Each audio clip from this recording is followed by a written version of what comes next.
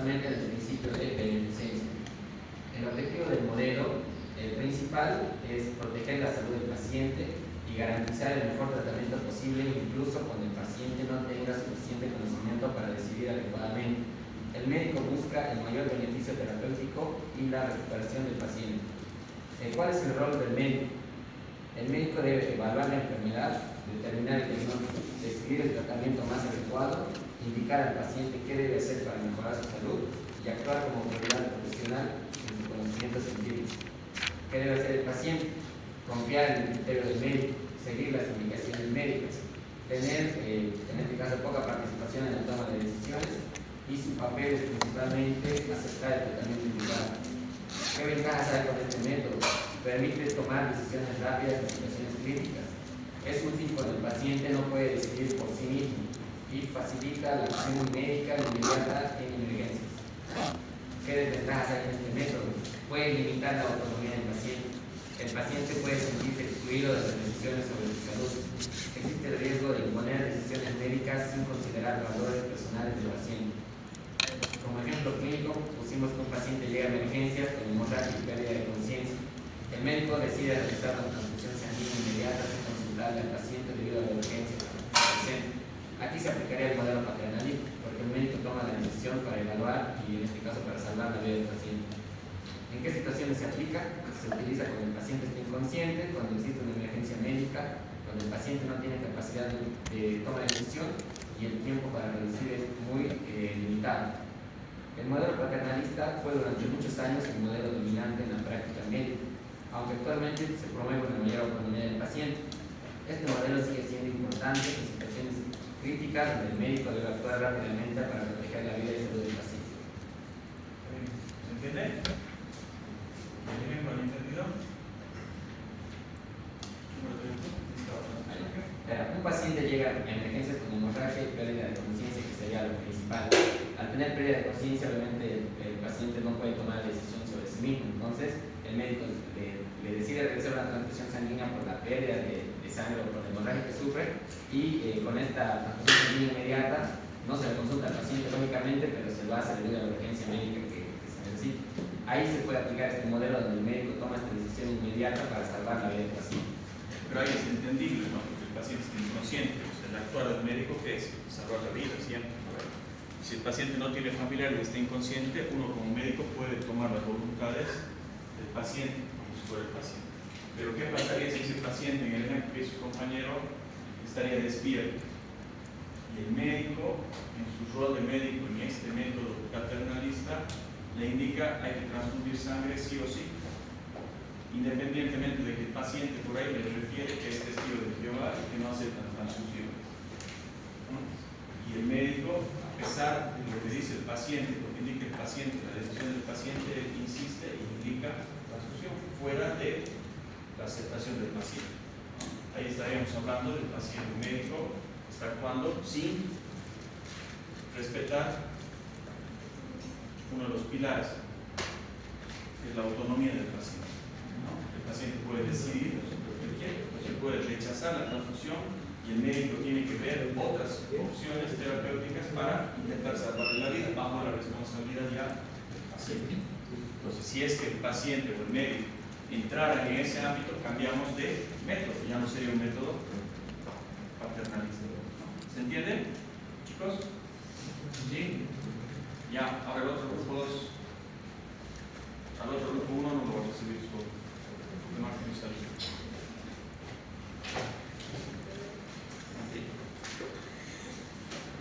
Dos, ¿quiénes son dos?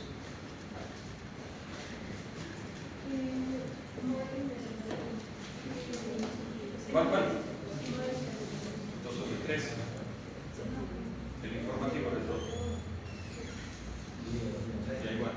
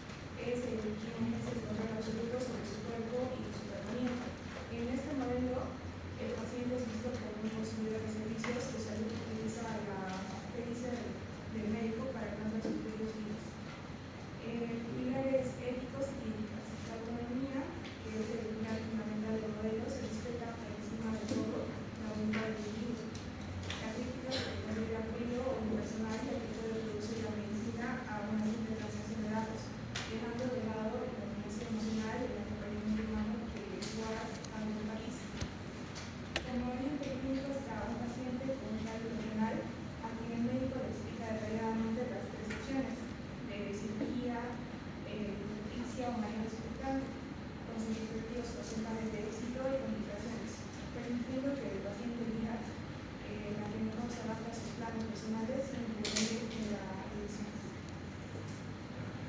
¿Se entiende, chicos? Entonces ahí el médico, ¿qué rol cumple? Ya no es el que decide, ¿no? ¿Cuál es el rol del médico en estos casos? Es de ser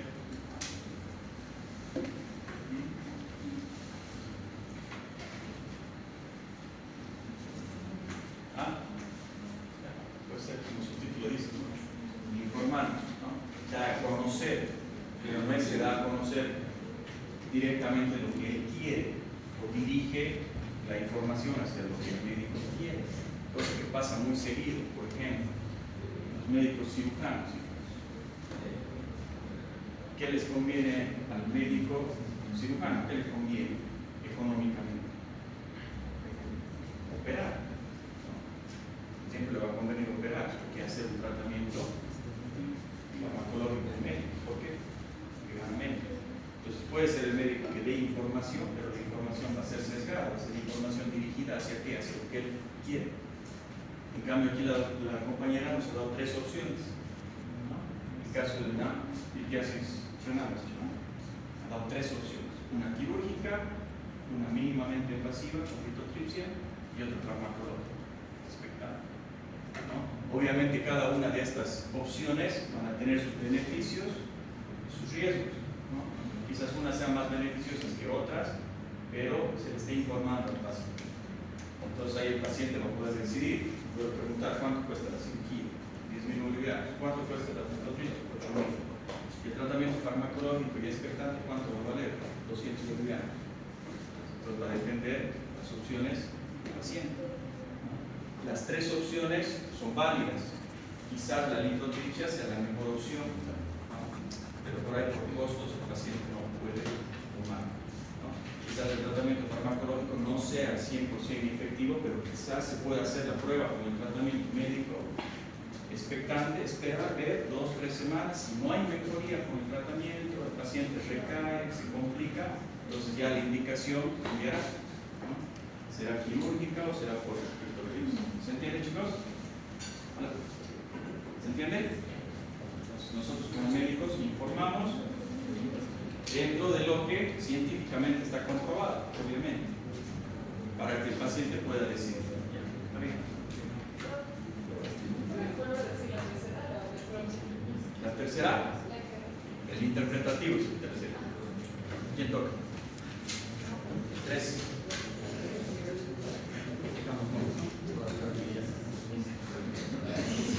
Grupo 3. Cualquiera de los 3.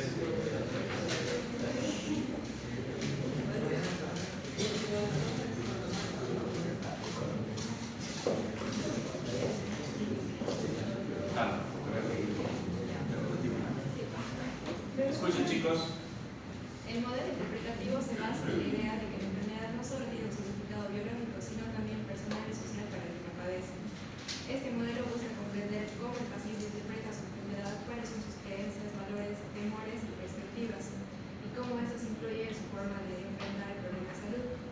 Un profesional de la salud actúa como un guía o consejero, ayudando al paciente a entender su situación clínica y distintas opciones terapéuticas, explicándolas de manera clara y adaptada a su contexto. Las decisiones médicas no se imponen, respetan la autonomía del paciente y promueven la atención centrada en la persona, no sobre la enfermedad.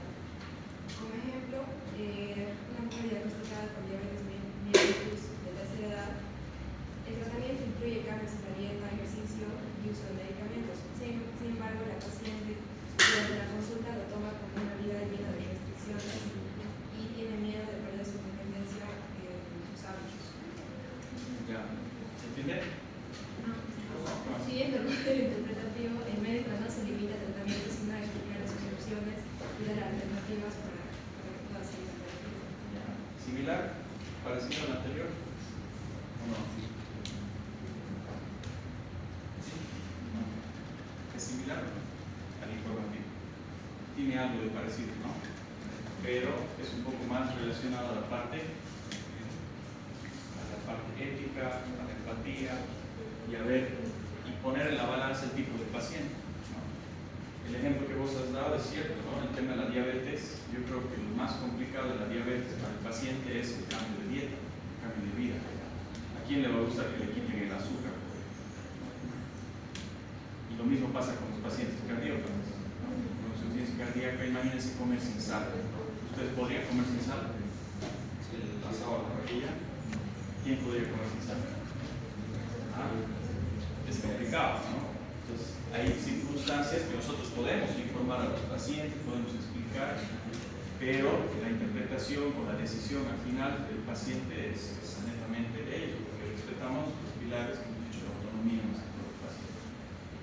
Hay otro ejemplo, por ejemplo, en el hospital hay una señora que entró ayer, internado, tiene 88 años, tiene una enfermedad de Chagas ya avanzada, tiene fibrosis pulmonar, ¿no? Y aparte tiene un bloqueo completo de rama, de auriculoventricular. O sea, en otras palabras, el paciente necesita un marcapaso. ¿Ya? ¿Cuánto cuesta un marcapaso? Más o menos, 30.000 bolivianos. Entonces, una paciente de 87 años que tiene fibrosis pulmonar, que no juega fútbol, no anda en bici, solamente está en su casita, en una cama o sentada en un sillón, ¿ustedes creen que le beneficiará en algo poner un marcapaso? O sea, médicamente es la solución poner un marcapaso. Es la indicación. Pero si la paciente todavía se mantiene estable, estando recostada, estando sentada sin el marcapaso, tiene 87 años con fibrosis pulmonar, ¿ustedes creen que justifica ponerle, o sea, urgente ponerle el marcapaso? ¿Vamos a mejorar en algo su calidad de vida o vamos a prolongar su vida? No, ¿no? Entonces hay que interpretar más o menos el contexto en el que se encuentra. Ahora, diferente sería una persona, una paciente de 35 años que tenga un bloqueo de ese tipo, que obviamente tiene una vida todavía por delante. Entonces ella sí amerita con una indicación directa el marcapaso, ¿no? Porque esos 30.000 bolivianos que quizás tengan que gastar van a ser beneficiosos para ella y para su familia, a comparación del otro paciente. ¿Listo? ¿Está bien? ¿Se entiende, chicos? Ya, el último. El cuarto. El deliberativo. ¿Usted se recuerda?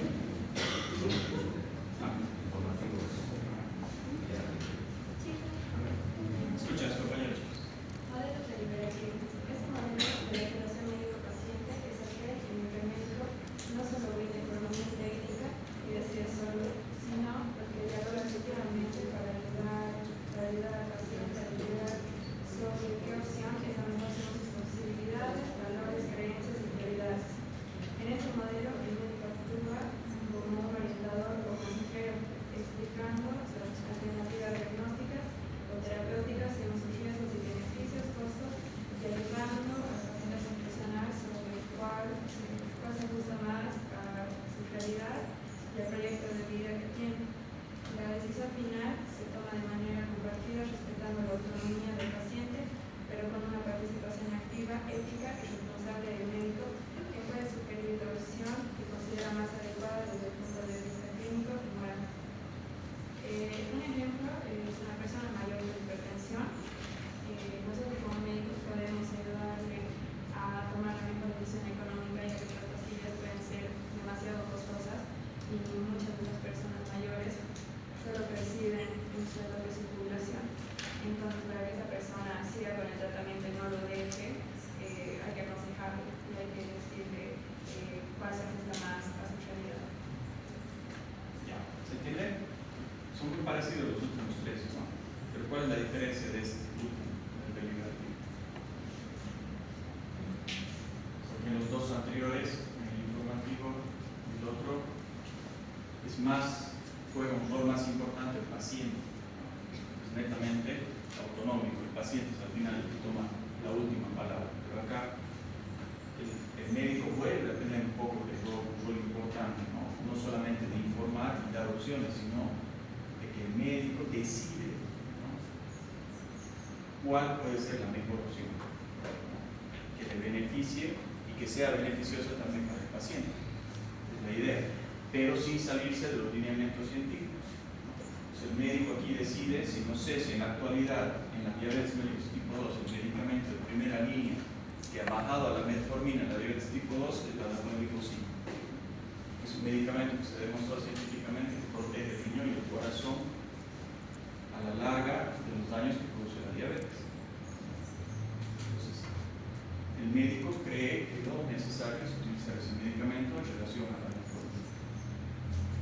Pero el paciente puede tener esa barrera económica, porque como es un medicamento nuevo, si uno lo compara con la metformina, que sigue siendo un medicamento de primera hasta segunda línea en la diabetes, es mucho más barato. Pongamos una comparación, la dapagliflozin vale 15 bolivianos por pastilla, ¿no? La metformina puede valer, depende de la marca, hasta 2 o 3 bolivianos. La diferencia es grande, ¿no? Entonces el médico, si quiere tener beneficios reales en el paciente, demostrado científicamente, lo ideal sería que le recomiende que haga un esfuerzo y consuma la dapagliflozin.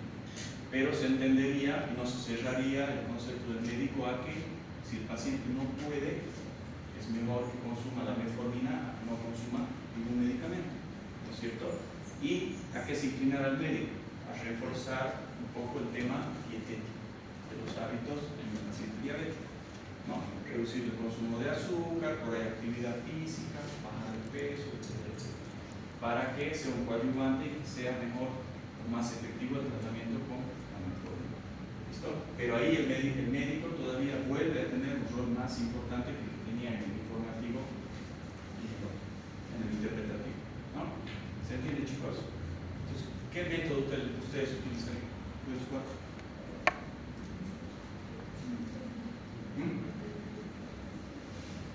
¿Cuál creen que está bien? ¿Cuál está mal? O sí tiene que ser uno, o puede ser un híbrido ahí mezclado de los tres o los cuatro. ¿Qué creen? Va a depender mucho en qué se desenvuelvan, ¿no? Por ahí son pediatras, un poquito lo cambiaron, por ahí más sería un deliberativo. Uno en la pediatría, la idea ahí es diferente que trabajar con pacientes ancianos. La idea es el médico imponer lo que científicamente está demostrado para salvar la vida del niño, que es un niño que le falta toda una vida por vivir. En cambio, el paciente oncológico, por ahí en una fase avanzada de la enfermedad, ahí utilizaríamos más el informativo, porque el paciente nomás al final tiene que decidir qué es lo que quiere. ¿No? El paciente que por ahí tiene los días, las semanas o los meses contados. ¿No? Ahora, ¿cuál sí no utilizaría? Ya estaría descartado. Primero, ¿no es cierto? El paternalismo, o sea, ya no tiene sentido que un médico tenga esa actitud, ¿no? Entonces nosotros podemos utilizar cualquiera de los tres que hemos visto al final, los modernos, se podría decir así, con la intención de darle el protagonismo al paciente, ¿no? Trabajar en base, en relación al paciente, y eso es lo que hemos visto en relación médico-paciente, la empatía, ¿no? El respeto a la autonomía, a la justicia, etc. ¿Se entiende, chicos? ¿Están listos para el examen entonces? ¿Sí? No me han dejado el grupo 3. Traigan, chicos, los demás todos sus trabajos por sus nombres.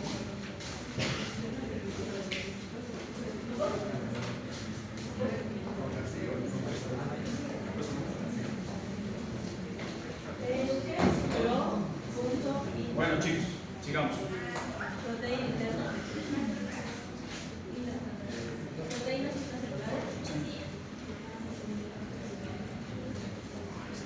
¿Quién llegaron tarde? ¿Qué tal les ha parecido la diferencia entre hacer casos clínicos, obviamente teóricos, simulados, digámoslo así, en relación a entrevistar a un paciente realmente? ¿Es diferente o no? Es más difícil, ¿no? ¿Por qué? Porque hay que saber comunicarse con el paciente, hay que saberlos entender, ¿no? Y hay que saber dirigir la conversación. En cambio, cuando hacemos aquí como está en la pizarra, ya está un poco como para rompecabezas nada más, no hacemos una relación médico-paciente real, ¿no? Pero eso es lo que poco a poco ustedes con la práctica van a ir mejorando, obviamente. Más si van a tener mayor contacto con el paciente, se va a ir mejorando cada vez más. Entonces van a tener todo este año justamente para hacer práctica con los pacientes en el hospital. Pero hasta mientras, para su examen, vamos a ir practicando con este casito más. ¿Listo?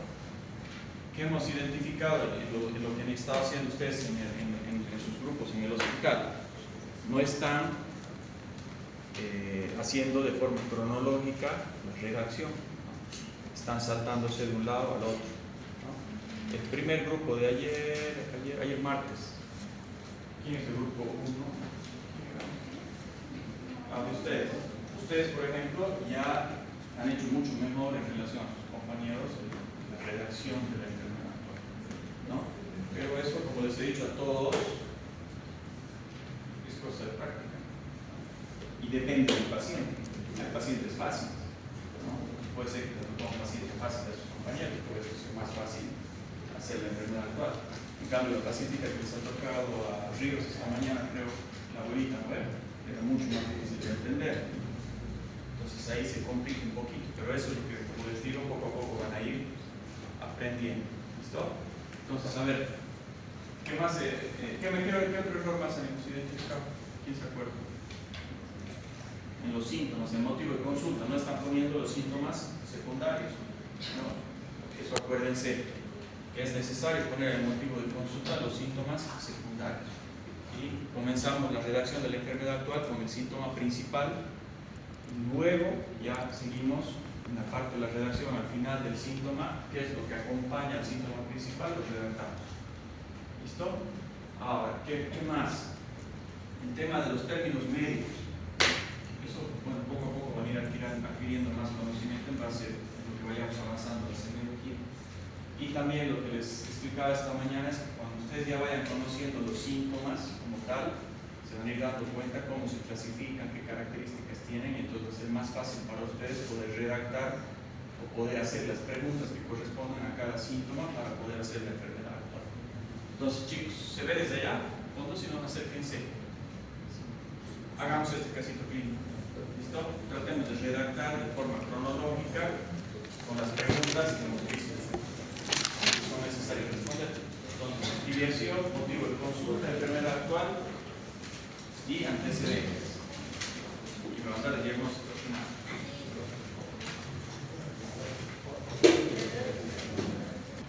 Ya, y en la enfermedad actual.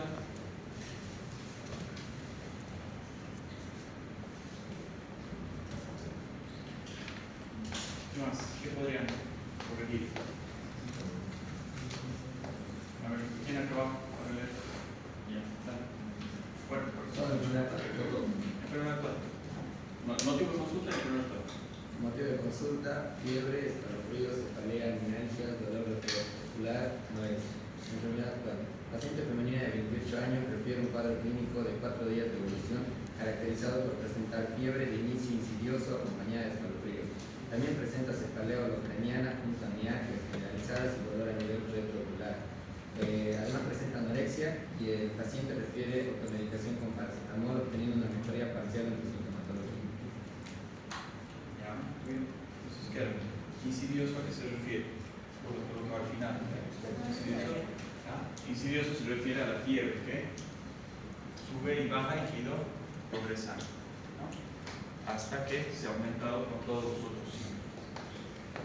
¿Qué más? ¿Alguien más? ¿Algo más para añadir? Pues está bien. ¿Ya? Eso no le digo filiación, ¿no? Filiación va a tratar. Ya no es necesario nuevamente la enfermedad actual por el paciente, mujer de 98 años, no directamente el paciente con cuadro clínico de 4 días de evolución caracterizado por todo lo que va. Y dentro de lo que es fiebre, ¿qué más podrían preguntarnos para sacar datos de la fiebre? Esta mañana, ¿quién ha tenido un caso de síndrome febril en la práctica? ¿Ustedes no? ¿Le tocado? ¿Qué tal? ¿Qué se puede preguntar en el tema de la fiebre? Eso hemos dicho que vamos a ir viendo ya cuando veamos síntomas generales. Dentro de eso está la fiebre, la cefalea. La fiebre puede haber diferentes tipos, ¿no? Hemos dicho. Si es de predominio matutino, vespertino, si es nocturno, si es todos los días, hay la fiebre terciaria, cuaternaria, etc. ¿no? Son diferentes tipos de fiebre. Entonces, por eso, como les decía hace un rato, cuando vayamos viendo síntomas, van a ir conociendo las características de cada síntoma y signo, y ahí van a poder hacer más preguntas de las que ahorita estamos haciendo, porque ahorita nosotros relacionamos que la fiebre, ¿qué es? La fiebre, punto, ¿no? ¿Y qué otra pregunta pueden hacer en relación a la fiebre más que el cuándo? O sea, ¿de cuánto tiempo evoluciona? ¿De qué síntomas se acompaña? En este caso, cefalea, dolor retrocular, etc. Hay que ir viendo en cada síntoma qué preguntas más se pueden ir haciendo. ¿Listo? Ahora, en base a todo eso, ¿qué diagnóstico? Ya están caros. Está bien. Es dengue. Puede ser dengue, puede ser otra cosa. Puede ser chikungunya, puede ser zika, puede ser fibromialgia, puede ser paludismo. Entonces, ¿dónde englobamos todas esas enfermedades febriles?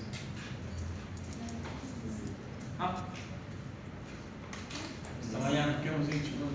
¿Qué apellidas? ¿Qué diagnóstico era su paciente esta mañana?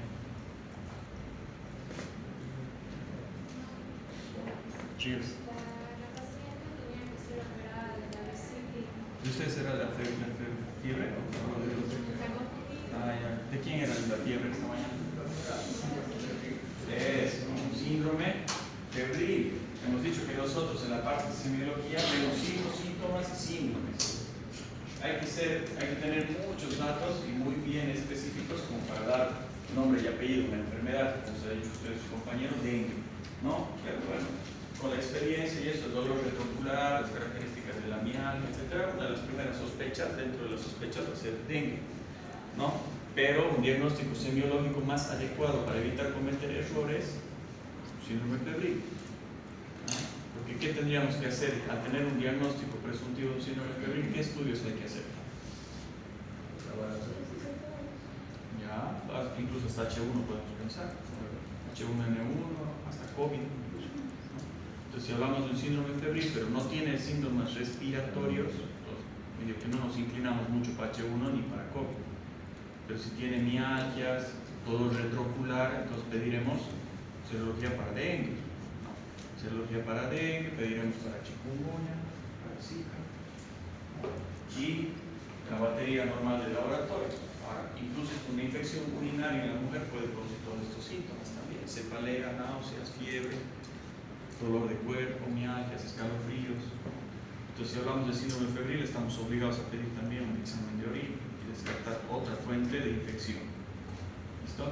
Entonces, es la otra parte del método clínico que hemos dicho. Después de que hacemos el diagnóstico presuntivo, vamos a la parte de diagnóstico.